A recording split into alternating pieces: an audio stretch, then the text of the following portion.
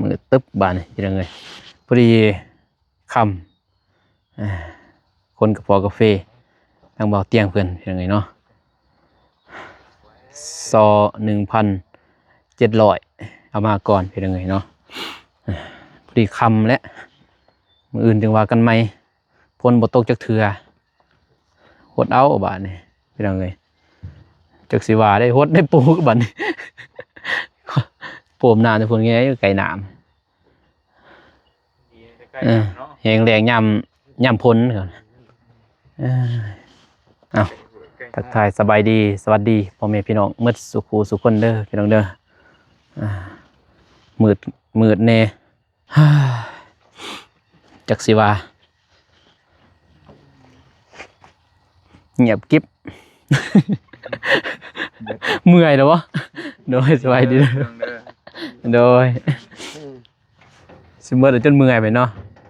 เอาอีแท็กเราลงก่อนเบิดก่อนนั้นมืดแล้วสิบ่มีตา มีอยู่โคมใส่โคมเที่ยวหนึ่งได้อยู่บ่เนาะมีโคมได้ป่ะโคมมีป่ะถ้าบ่มีเบรกครับได้แล้วเบิดแล้วก็มืดแล้วบ่เป็นยังดอกบ่ได้กลางคืนเด้สำนีเห็นหงอยู่สำนีเห็นอยู่บัดคนขึ้นเทิงพฤติกรรมไม่เนาะคนอีกเสียงหนึ่งว่าบริบ่แล้วบริคนแล้วแต่เราเมื่อก่อนนี่คำเป็นยังไงพอดีเอาคนหนึ่งมาซอยน้องดูบังหน้าบังตาบัดนี่ใส่หมวกบ่เห็นหยังเลยผู้ชายจะบ่หน่อยช่างหน่อยผู้ชายจะบ่ไพ่จึงว่า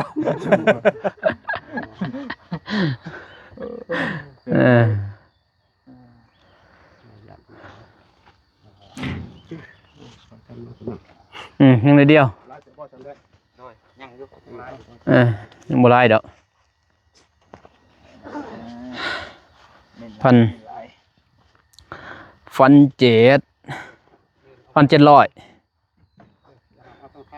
ประมาณเต็มอยู่แล้วเนาะพูดดีแล้ว4-5,000เต็มเลยเขาจูดแล้วนั่นก็พวกกาแฟกับบ่หมาดเนาะบ่เหลือดอกมันมีบ่เหลือคือใกล้นี่ตัวนี้บ่เห็นบ่ตัวนี้เนาะใกล้นี่คือบ่หมาดหรือว่าเขาไปกว้างไปก่อนมั้ยอื่นก็เอายางรถมากันแถวบ้านจะมีบ่หันเดียวไปหาแข่งล่ะชื่อจักแล้วมึงสิลองถามอยู่เพื่อนอยู่บ้านน่ะพอดีพันสิเข้าไปถามนั่นก่อนถามไปถามได้มีชื่อเอาแหละเช่นเท่าไหร่ถามเพิ่นก่อนมื้ออื่นสิถาม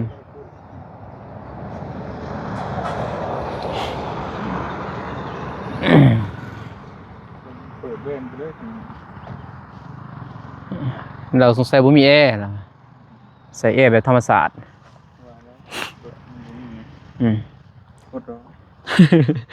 เงินหมดลงทุนใส่กาแฟเติมแอร์ยังบ่มีเงินเลยอย่าไอ้หัวขึ้นรถเฮาเทื่อละ300,000ปลายฮะไผจักสิเว้า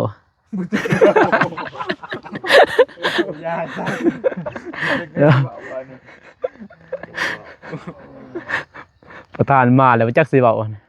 หมดคำสิเว้า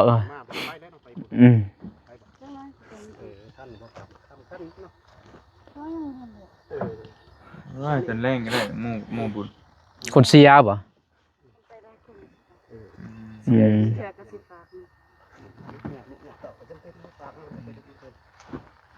เป็นบ่ไกลก็ไปได้เนาะบัดมานี่ไผอยู่เฮือนบ่ญาติโจรบ่คือแน่อยู่เกิดว่าบ่มีไผพี่น้องได้เว้ยหมู่เมื่อหันหมู่โจมบ่หมดจบเข้าไปหมดเนาะเครื่องบักหลายนี่ กองบ่อยู่เนาะ คิดในอาเพิ่นอยู่เพราะว่ามันซ้ำกระแจหลอกกันบ่ได้อยู่แล้วเพราะว่าเขาก็บ่ฮู้ดอกว่าน้องออกมามันเฮาบ่ได้บอกไผเด้แต่เขาก็สังเกตเนาะขี่ไปใส่เด้ว่าท่านมาจักเทื่อ เอามามื้อนี้1,700เนาะแต่ทำที่เฮาที่ว่าเอามาบ่เตียงคิดว่าจะเอามาสัก7,000 ปลาย 8,000 ซะ 8,000 มาไว้นี่แหละโอ้เป็นพันบ่สิ3บ่ว่าแต่ว่าเฮา นี่ คือความหมายเฮาสั่งแล้วไว้หลาย ป้ายนะในเชือก เก่งใจเนาะ 12 กระเทิน แล้วเราก็บ่ปากอยู่เนาะเอา7-8,000 บ่ของกัดเด้กัดแทงเด้จะจักสิเพื่อนอยู่ชุดเด้ บ่ก็มันทันได้ใหญ่นะก็สิมีคนเอาหลายอยู่ดอก มีคนเอาอะไร อืม งานดอกมากพี่แล้วก็รดน้ำดีก็ ไก่เบี้ย ไป ใหญ่บ่ คายเด้อว่าเปียกกับพี่มันเลื่อยก็กายไปกายมากก็ทำเองเนาะ ผู้เฝ้าหั่นแหละบัดก็ไปปลูกแล้ว ตัวมันเรืออันแหล้วไผสิเผาบัด3สิฮอด ก็สิจัดชั้นที่ถามก็ให้แดงหั่นแหละ อืม ว่าสิมีบ่ถ้าทางไอ้แดงบ่มีเฮาก็จำเป็นต้องหาคนมาเผานะไปถามเบิ่ง เป็น 2,000 บ่ได้เนาะปลาไหวก็บ่เห็นหยังแล้วแหละ ปลูกเพราะว่า3ยังบ่ได้ก็เฝ้าจัก3-4 เดือนนะ3กบมันใหญ่เห็นวิทย์ก็ได้แล้วเนาะช่วงก็วิทย์ลก ผู้นิยามเจ้าไทยนะผู้ที่ฮอดแหละ เดี๋ยวต้องใช้หน้าเลย โดยแต่ก็มีที่คนไทยนา นี่ อืม งานหลายอยู่ดอก เดี๋ยว เอาระยะมานำ เดี๋ยวจะสะดวก เที่ยวมากก็ได้ก็บ่ได้ว่านั่นดอกแต่ว่าเที่ยวไปเที่ยวมามันสิเฮ็ดสเต็กและหลายอย่างอยู่ 2-3 มื้อเนาะเดี๋ยวไปนอนเป็นทิศแล้วก็เมื่ออีกหั่นน่ะเมื่อสินอยู่กินฮอดแล้วก็มื้อเล็กๆน้อยพี่น้อง ก็ถามแล้วถามความสมัครใจของอ้ายเราแหละ เต็มใจ สะดวกบ่หรือว่าสะดวกก็สิหาก็มีอยู่ดอก คนมืดเนาะ แต่ละว่างบ่นั่นแหละแต่ละว่างก็จะเฮ็ดลองตรงแต่งไปนำ มืดแนวสิเฮ็ดนะซ้ำกาแฟมันสิใหญ่ หากก็สิมีเลยเด้อปลูกแล้วก็ เสียห ป ยัง ระมาณ10ปลายมื้อนี่สิใช้ปุ๋ย อืม เลยนะก็ฉีดยาสิฉีด บำรุงเลย ฉีดบำรุง สิยาบำรุงอีกบาดเขียวเป็นเขียว เดือนหนึ่งมันเปลี่ยนใหม่ๆอยู่แล้วนี่เขียวโอ้ยนี่น้องนูเพิ่นมาซอยพี่น้องเอ้ย น้องนูแล้วบัดนี้ น้องนู แล้วบ่ โอ้แล้ว ชั่วบ่ฮู้ เพิ่นบังเด้ นั่นบ่ อ่า อยากยอกซื้อพี่น้องอยากยอกให้อายหน่อยเพิ่นซื้อเกิดว่ามาแต่ไสเกิดว่าน้องนูเพิ่นมาซอยเพิ่นบาง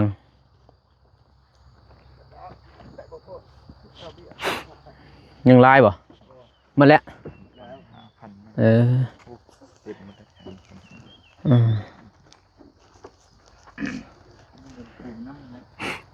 แล้วคำนั้นก็แค่นี้แหละ ป้าบนนี้เด้บนหันก็ได้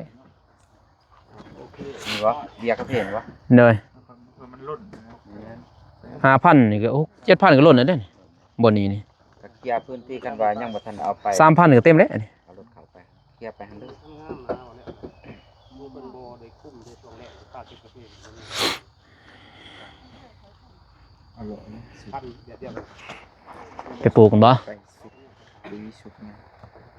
จังมันหนักอะไร ซื้อรออันเนาะรออยู่ใส่รออยู่เอา นี่คือตัวนั่นแหละ อืม ใช้เวลาไปเติมดอกมันลงหุ่มวิทย์เลยก็ได้ดอกบาน โอ้ปัดอีบ่ ปัดก็ได้นะบืนนะคุณ โหดเลยบริการดีนะปั่นให้พร้อม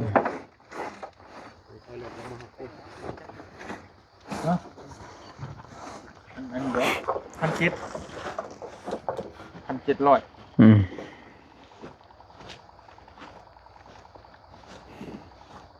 นี่ว่าตอนดึกเป็นไงลูกไม่เหี่ยวดูนี่นะ มีดอกไฟดอกนี้ไฟ พอดีแล้วสื่อเพื่อยานว่าอันน่ะ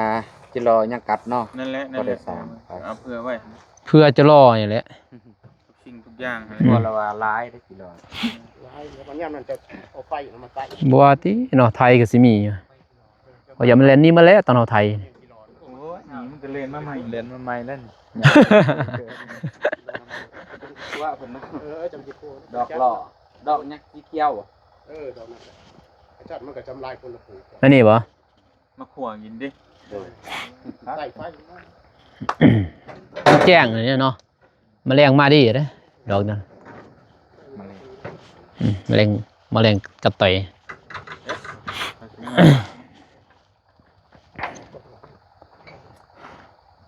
เบิ้น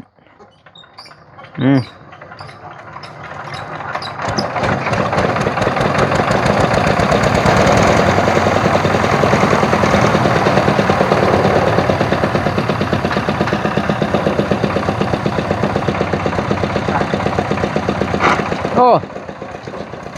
เหยียบซื่อๆดอกอันน่ะน้อยแดงเราเหยียบซื่อๆขาดอ่ะนะ ผมมีหยัง ก็ช่วยได้อยู่เนาะ หน่อยหนึงพี่แห้งเด้ กิโลผักแหน่แล้ว เบาๆน้องเคยเห็ดปีนเท่านึงแลนใกล้เด้ฮักบาดเดียวแวดปางงางแล้ว บาท บริษัท บริษัท เรียนไว้ได้ใกล้โค้ง เราต้องรอปีนรถไปที เรียนไว้ใกล้โค้งนี่แต่บ่เจ็บพวกอยู่เทิงบ่เป็นหยังกันเด้รถวัวรถปางงางเลยโอ้ โดย โดยขอบใจหลายโดย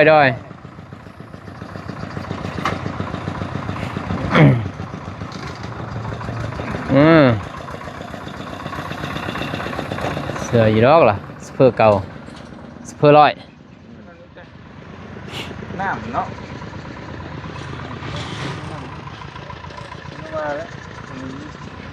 บ่เห็นเนี่ยหรอก น้ำแล้วโบ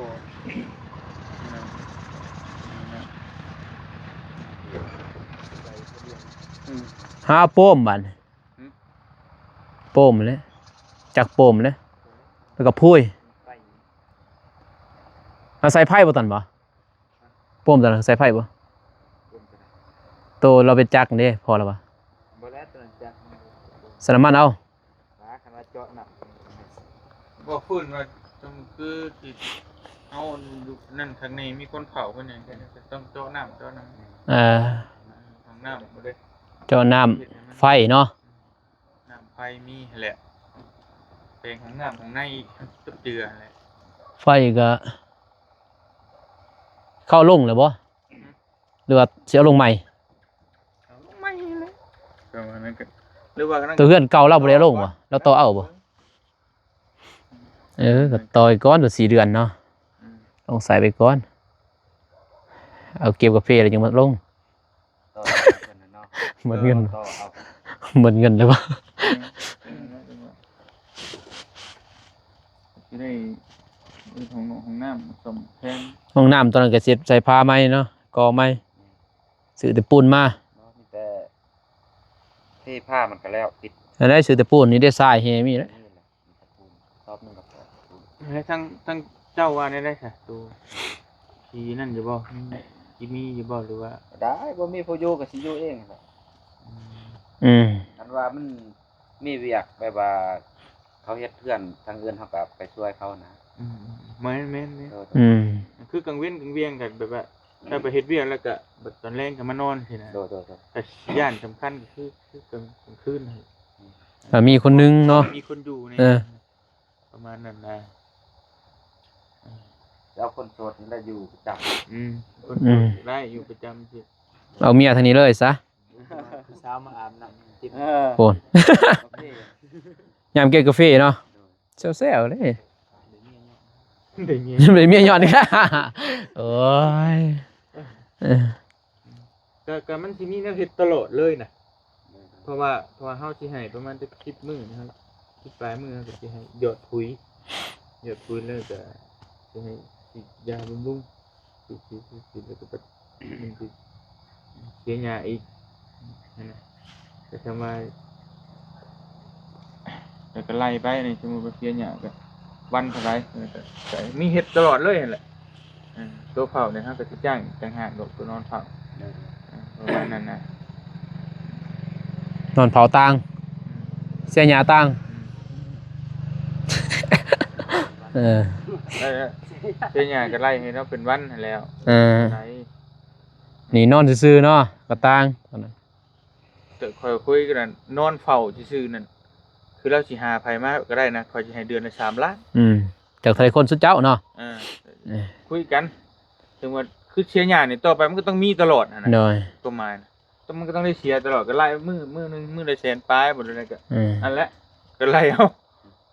พอตัวนี้เฮาขาดลอยนอนซื่อกะบ่เฮ็ดกันแล้วแต่เจ้าน อนบ่เฮ็ดก็ได้นอนคาชื่อกินนึงค่าก็ได้ 3 ล้าน แล้วแต่นะประมาณนั้นคือสมมุติว่าฉีดยานั่นก็สิให้ลาวก็ไล่โตนั่นก็ใส่ปุ๋ยอีกเฮาก็ไล่เป็นมื้อไปใส่ปุ๋ยเสียหญ้านะ โดย ก็ได้มื้อก็ได้มื้อละแสนปลายบ่ได้เท่าใดก็สมมุติว่าเสียหญ้านี่2คนบ่ได้เท่าใด2คน3คนก็สิไล่ให้มื้อละเท่าใดมื้อละเขาจ้าง ทางนี้เนาะสำได้เขาจะเขาก็จ้างตามนั้นนะ เส้นเช้าเส้นนะก็สิให้อยู่ดอกมื้อละแสนห้าไปสมมุติว่าเสียหญ้าจ้าง2 มื้อก็3 แสน 3สิแล้วนี่เนาะ ก็รับนับไป ก็มีเฮ็ดอยู่ตลอดอยู่นะกันเข้ามานะ เพราะเฮาก็เชื่อใจเพิ่นนะ เพิ่นนั่นแหละก็เนี่ยจังว่านะ เพิ่นก็เฮ็ดเฮาบ่อยู่เราก็เฮ็ดนะเราบ่ได้ว่าถ้าแต่เฮาเบิ่งหยัง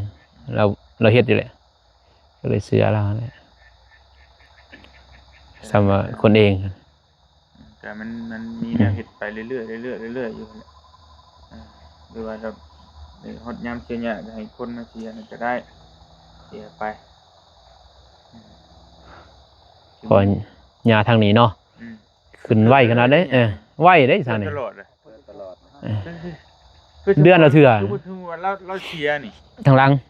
คือเราเสียคน 2-3 คน2 คนถ้าสมมุติว่าเสีย 3แล้ว คนน่ะอันนี้เอาพวกอีกแล้ว หมดมือ หมดปีเสียหญ้า สมมุติว่าเสียหญ้าแล้วปุ๊บ ไปใส่ปุ๋ยบัดนี้ โดย สิใส่ปุ๋ยไล่มันน้ำหลังอีก เสียต่ออีกบัดนี้ แม่นเสียใส่ปุ๋ยแล้วเสียใหญ่คือมันมีแนวเฮ็ดตลอดนะก็มานะมันก็ทำได้นอนเฝ้าหั่นแหละก็คือถึงบ่ได้นอนเราก็ได้นอนนั่นแหละสมมุติว่าเสียหญ้าหลายมื้อนี่เนาะ แม่นนี่ มันก็ยังอยู่แหละคือเฮ็ดแบบนี้แล้วปลูกกาแฟนี่มันหลายมื้อนี่ ลาย บ่ได้เราก็ได้นอนคือเก่านี่มันหลายมื้อน อนเผาตลอด ประมาณนั้น รายเดือนอยู่ดอกแม่นอยู่แล้วว่า4 เดือน แต่ว่าเขายันซ้ำใหญ่ไปเลยอันนี้ ก็แล้วแต่นะอันถ้าว่าถ้าเรา สะดวก เฝ้าให้เลยก็ดี แต่จะว่าย่างบ่ได้กับ 4 เดือนเนาะ อดเอา 3-4 เดือนทำให้มันกบกาแฟใหญ่นี่นะ พอมันบ่ได้กลน เดือนคนลุก นี่เขาโลกเขากลนเอาและเบิ่งตอนนี้ซื่อ แต่ว่ามันเรา มันสูงเลย อย่างกับเผาแล้วอยู่แล้วก็ได้ แต่สะดวก แล้วก็สิให้เดือนละ3 ล้านแล้วก็ตัวเสียหญ้าตัวนั่นก็จังว่ากันอีก เด้อ นะมีแนวเฮ็ดเรื่อยๆอยู่ดอก ไป นั่นแหละ ค่ำแล้ว เลย บ่เห็นหยังเลยนี่ บ่เห็นแล้ว เห็นแต่คิว โอเค เด้อ เด้อ โดยบ่ขอบใจหลายทางไอ้แดง โดย โดยก็บ่ขอบใจ ผู้สาว น้องหนูเด้อมาซอยพี่น้องเอ้ยแต่ว่าบ่ได้ถ่ายเพิ่นดอก ถ่ายตอนเราเฮ็ดบ่ได้ถ่าย ตอนเราเฮ็ดบ่ได้ถ่ายแล้วแต่เว้าพี่น้องเอ้ยเนาะก็จักสิถ่ายได้เฮ็ดเวียกเนาะโอเคไปพี่น้องเอ้ย แล้วเนาะ มีแต่ไปเบิ่งในคลิปเบาเตียงพูดแหละอยู่เพื่อนน้องหนูต่อว่าเสียดยังพี่น้องเอ้ยเนาะเราติดตามมือตามชมโอเคพี่น้องเอ้ยเนาะคลิปนี้มาลงกะสิจบคลิปเพียงเท่านี้ก่อนพอแม่นเอ้ยเนาะก็มาซอยทางเบาเตียงเพิ่นมามีหลายคนเรียกพอกาแฟเนาะเพราะว่ากะเกียมว่าสิปลูกอะไรเจ้าก็สิปลูกได้พ้นก็บ่ตก ครึมๆมาซื่อพี่น้องเนาะมีแต่ลมแล้วก็มืดแล้วก็ห้องหึมๆกันนี้ไปบ้านเบาโนงว่านี่ตกคันซ้ำว่านี่โอ้ยปลูกเลยสบายพี่น้องความแห้งน้ำไหลจะทางเขาเพื่อนจนเปื่อนแต่บ่เตียงมาแห้งหมดแล้ว ตกตะเวนพี่น้องแดดกล้าฮ้อนอันนี้เดี๋ยวนี้บ่ว่าแต่อยู่ไสปากซองก็ฮ้อนพี่เนาะเพราะว่ากกไม้กกตอกเบิดเลยเด้จักเป็นน้ำกกไม้กกตอกก็บ่ฮู้โอเคพี่น้องเนาะคลิปนี้บ้านโนงก็จบที่นี่ก่อนอยู่ดีมีแฮงเมื่อสู่คนเด้อพี่น้องเด้อพอๆกันไม่คลิปหน้าคลิปนี้ขอกล่าวคำว่าสบายดีพี่น้องบ๊ายบายมันมืดแล้วพี่น้องเนาะขอโทษขออภัย